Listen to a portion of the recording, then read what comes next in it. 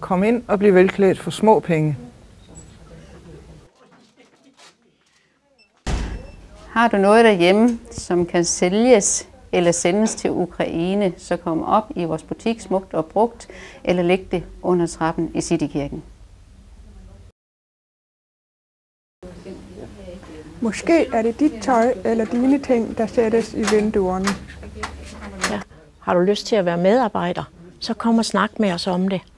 Og så mangler vi i den grad nogen, der vil komme og hjælpe os med at gøre rent. Velkommen i Smukt og Brugt.